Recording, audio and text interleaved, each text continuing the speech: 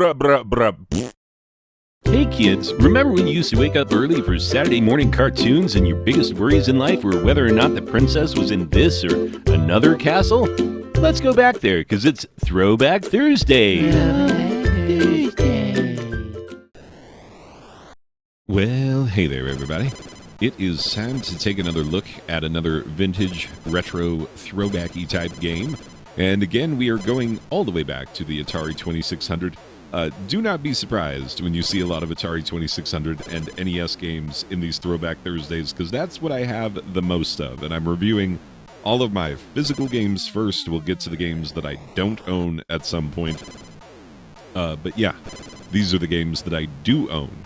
And that'll give us plenty to work on for a long time. Anyway, so this is MegaMania for the Atari 2600, released in 1982 by Activision.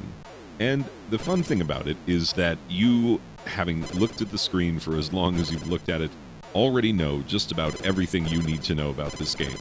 Pretty much. And yet I will continue to tell you things about it and about the era from which it came, and like kind of how to properly place this game and understand it. Because I assume that, like, you know, several of the people who are watching this, yes, were there when the Atari 2600 roamed the land. And then several of yous are younger than that. And so you don't necessarily know what it was like back then. And so you're going to have to put up with me, you know, grabbing you, putting you on my knee and being like, well, Sonny, let's tell you about the times of gaming of old. You know, because that's what we're going to do a little bit. So buckle up, Buttercup. It is going to be fine. It's going to be fine. Just stick with me. Trust me. Anyway, so, yes, the thing that you have noticed is that this is basically Space Invaders with a couple of twists. Pretty simple, pretty straightforward. And I know what you're thinking, like, is the gameplay more complicated and complex than what I seem to see and understand? Nope, it's exactly what you think it is. So, like, okay, what's to say about it? Well, here's some things to say about it. So, if you have not yet given your soul to Atari, as all gamers eventually must. That's right, C64 people. I'm looking at you. Eventually you will bow the knee to the true master. Sorry. I do think it's funny that I still hold that, like, you know, Atari Commodore grudge, you know? Most people are like, yeah, whatever, we're 40 now. And I'm like, no, I will never touch a Commodore product, and I never have. Anyway, so, yeah, here's the thing, is that if you weren't around at the time, there's some things you have to understand. First of all, this is an Activision game. And those who know the Atari 2600 are like, yeah, an Activision game. And if you don't know the Atari 2600, you're like, well, I've heard of Activision. They make lots of things. They make some of my very favorite things. And it's like, yeah, they do. That's legitimately what Activision does. You are correct. That Activision, the very same, was around when the Atari 2600 was a thing. And the thing about it is that it was the official seal of quality. And it really, really mattered. It is, a matter of fact, mattered a lot more than the Nintendo seal of quality, I would argue, because here's why. More Nintendo games were good, percentage-wise. Like, you take the number of games released, divided by, or the number of good games, like, yeah, way more good games on the NES. That's just fact, you know, and math. Congratulations, math homework in your video game review. But no, for real, like, there are way more good NES games than there are good Atari 2600 games. And that's because Atari was like, yeah, we'll let anyone make a game. And so, like, some Atari games, and in fact some of the most expensive Atari games, the really rare ones that you hope to find someday at a yard sale or something, yeah, those games are, you know, complete dog food in terms of how they actually play. And if you're wondering, yes, pun intended, those of you who get it. And for those of you who don't, yeah, I don't know what to tell you. You had to be there in the 1980s, round about the time of the video game crash. Anyway, and video games almost not coming back. But like, yeah, Activision was beautiful, and they had such a great concept, you know. Their games were each different colors of the rainbow, or different shades of those colors. And so, like, you stack all of the Activision games together, and it's rainbow time. And also alphabetically, rainbow time. Yeah, just really good marketing. And, you know, bright, bold colors and big fonts, and, like, the cartridges look good still today. You know, if I gave you a big old bucket of Atari 2600 games, which is how Atari 2600 games come now. You go to wherever you buy video games, and you're like, can I see the bucket of Atari 2600 stuff? And they bring up an old rusty bucket from down in a well that they have to wrestle away from some troll.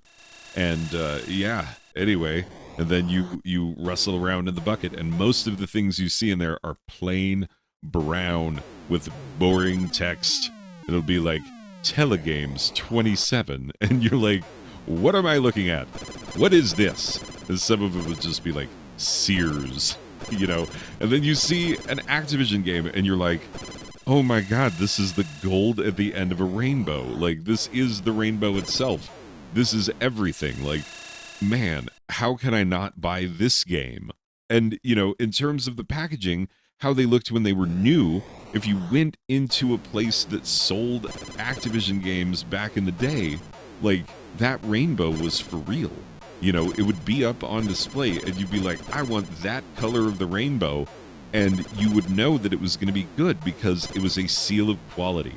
The Nintendo seal of quality meant quality, but, like, also, even if you took a gamble on an NES game, your likelihood of getting a good one was much higher than, you know, what it was on the Atari 2600. Yeah, because, like, M Network, right? How many of their games are good? How many of their games are stay away? Huh? Yeah, exactly. Those of you who know, for sure. Anyway, secondly, you have to understand how incrementally slow change came to video games over time, because the concepts that were being perfected on the Atari 2600 were, like, old then. You know, like, these are gameplay ideas that, like, have their roots in, like, Space War and tennis and, like, you know, games that nerds at MIT who were up late with punch cards and computer time were like, let's make it happen. Yeah, so the history of these games goes back quite a bit. And yes, it is a change, a slight change on a very old but tried and true formula. But, like, yeah, you just have to understand that that's kind of how that went. You know, and we were, like, thrilled. I mean, think about this. Here's a for instance. You know, one of my very favorite games is Galaxian. And all of my cousins were like, oh, but you got to play Galaga, because it's Galaxian, but when they come onto the screen, they spin in circles and stuff. And that's, like, there are a couple other differences, but that's, like, the main difference. You know, and it's not that big of a difference, and yet, like, people have these night and day preferences for, like, Galaxian or Galaga, and it's not that different. So, like, you have to understand that, like, these slow incremental changes, we 100% accepted. We're like, it's Space Invaders, but the default mode, your bullet follows wherever your ship goes, so you get these crazy second chance hits. Yeah, that's what we're telling you.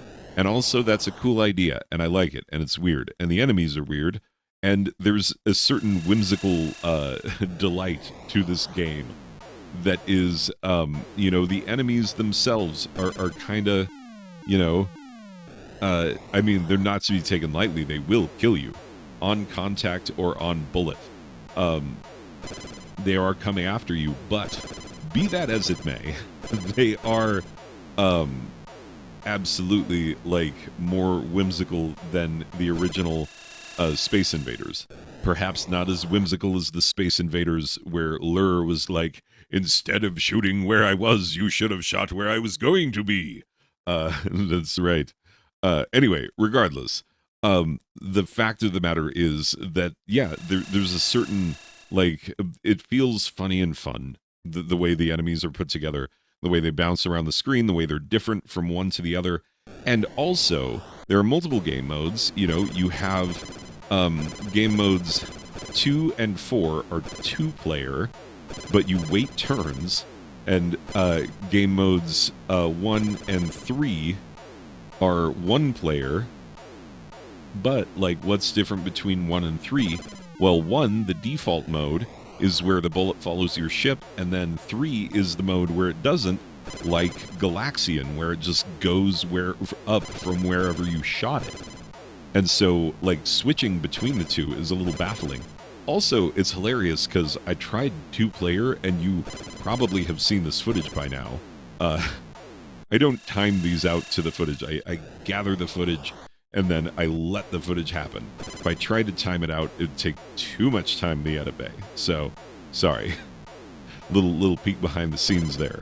But anyway, you will have seen the footage of 2-player, and the player 2 is just sitting there and not moving, and that's because I didn't have a second controller hooked up, and I thought that it would, very much like the original game, be like, here, little brother, use the exact same joystick that I am using, because that's how the 2-player works in this game. Anyway, but yeah, the other difference is whether it's straight shot, meaning it goes up from where you shot it and stays on that path, or it's the default shot where it follows your ship. All in all, like, I know that it's not the world's most groundbreaking game, but I enjoy it, and it's fun, and it's whimsical, and it's, Activision on the Atari 2600. Therefore, it is good by default. And those of you who know, and those of you who don't should find out. Like, spend some time on this old hardware. I mean, you can emulate it super easy.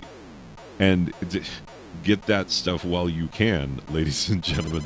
I don't know if you've been seeing what's happening to this community of people trying to preserve video games. Anyway, rough times. Anyway, let me give it a final score. I give it an 8 out of a possible 10 PDP-1s, because the PDP-1 is the machine that those MIT nerds built Space War on. And it's, this game has its roots in Space War. Every space shooter has, be it vertical or horizontal, has its roots in Space War. And a lot of vehicular combat games as well. Like, it is the grandfather of so many wonderful things. And so, yeah, all hail the PDP-1. Also, this is only half of it. There's a big, like, wall unit that has most of its processing power. This is just the screen and the input, which looks like a typewriter. Cool. Anyway, people, that's going to do it for this one. Thank you for being here, and I will see you in the next one. Okay, bye.